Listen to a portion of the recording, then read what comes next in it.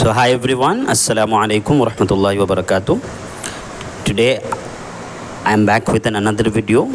Today I am present here to tell you the list of verbs that are typically followed by an infinitive phrase with examples. In my earlier video, I have told you the list of verbs that are typically followed by gerund form. Let me tell you what is gerund and what is infinitive. Gerund बोलते हैं V4 को, ठीक है। किस किस verb के साथ किस किस वर्ब के बाद जेरंड फॉर्म का इस्तेमाल होगा। In my earlier video I have told you already, लेकिन आज मैं बताऊंगा कि किन किन वर्ब के बाद इन्फिनेटिव फॉर्म ऑफ वर्ब का इस्तेमाल होगा। अब इन्फिनेटिव क्या है? इन्फिनेटिव मीन्स 2 + V1, एक वर्ब होगा। अब उसके बाद जो दूसरा वर्ब हम लोग इस्तेमाल करेंगे वो इन्फिनेटिव के शक्ल का होगा, 2 + V1 का। So without any further delay let's get started. तो आज का पहला वर्ब है अफोर्ड। अफोर्ड का मतलब होता है सह सकना, समर्थ होना, ख़रीद सकना या ख़रीदने के समर्थ होना। जैसे कि एग्जांपल दीजिए, देखिए, I can't afford to buy a house, मैं घर ख़रीदने के समर्थ नहीं हूँ, मतलब कि मैं घर ख़रीद नहीं सकता। दूसरा एग्जांपल, दूसरा देखिए, अग्री का मतलब होता है सहमत होना। She agreed to meet me at 7 PM, वो मुझसे 7 बजे मिलने के लिए राज़ी हो गई। अपीयर का मतलब होता है दिखाई देना। अपीयर का मतलब होता है, ठीक है, पता चलना या मालूम पड़ना, ठीक है, या लगना। He appears to be tired, ऐसा लगता है कि वो थका हुआ है। चौथा नंबर देखिए, अरेंज का मतलब होता है इंतज़ाम करना। I arrange to meet her at the airport, मैं उससे एयरपोर्ट पे मिलने के लिए का अरेंज किया। नंबर 5 आस्क का मतलब होता है पूछना, मांगना और कहना। Like example, I asked him not to squander the money, मैंने उससे पैसा बर्बाद ना करने के लिए कहा।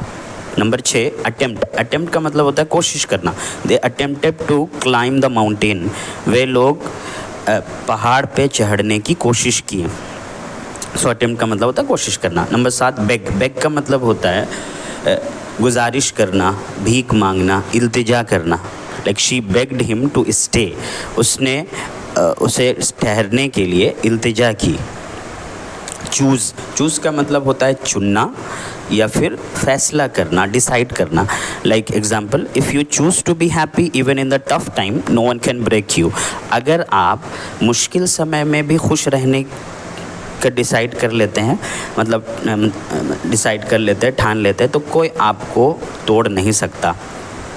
नंबर 9 डिसाइड का मतलब होता है फैसला लेना। I decided to remain aloof from evil, मैं बुराई से दूर रहने का फैसला लिया।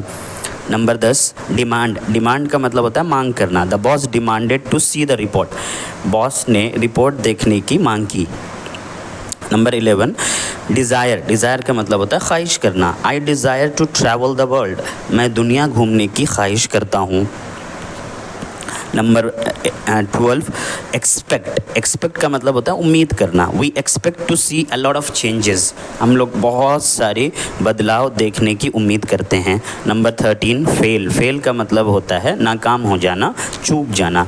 ही failed to pass the exam, मतलब कि वो एग्ज़ाम में पास होने से चूक गया, वो एग्ज़ाम में पास होने से नाकाम हो गया। नंबर 14 हेल्प का मतलब होता है मदद करना। Can you help me to carry this, क्या आप मेरी मदद कर सकते हैं इसे उठाने के लिए। होप नंबर 15 होप का मतलब होता है उम्मीद रखना, उम्मीद करना। I hope to see you soon, मैं उम्मीद करता हूँ कि आपसे जल्दी मिलेंगे। नंबर 16 इंटेंड का मतलब होता है इरादा करना। I intend to finish this project, मैं इस प्रोजेक्ट को ख़त्म करने का इरादा करता हूँ, मतलब मेरा इरादा इस प्रोजेक्ट को फिनिश करने का है। Number 17 learn, I learn to say no, मैंने लर्न मतलब होता है सीखना। I learn to say no, मैंने ना कहना सीख लिया।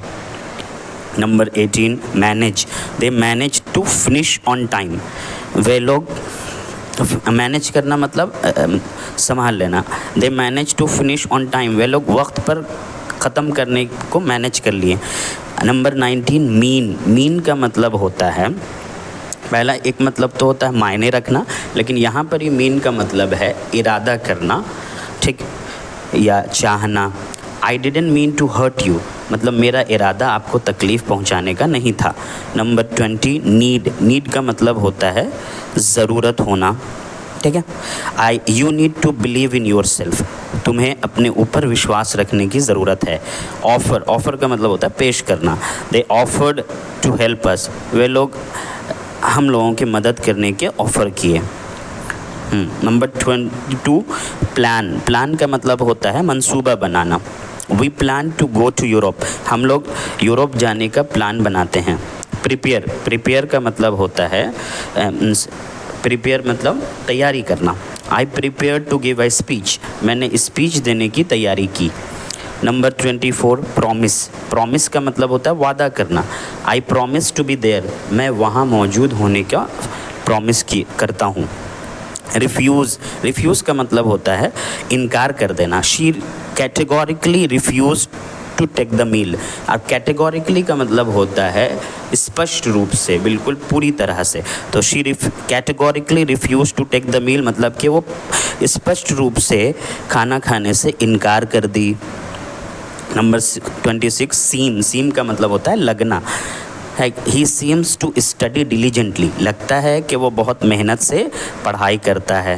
स्ट्रगल का मतलब भी होता है कोशिश करना या जद्दोजहद करना। They struggle to make ends meet, और मेक एंड्स मीट का मतलब होता है गुजारा करना। तो वे लोग गुजारा करने की कोशिश करते हैं, कोशिश किए। नंबर 28 ट्राई का मतलब होता है कोशिश करना। I try to call you, मैंने आपको कॉल करने की कोशिश की।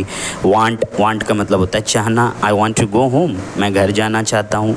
नंबर 30 विश का मतलब भी होता है विश का मतलब होता है ख्वाहिश करना या चाहना।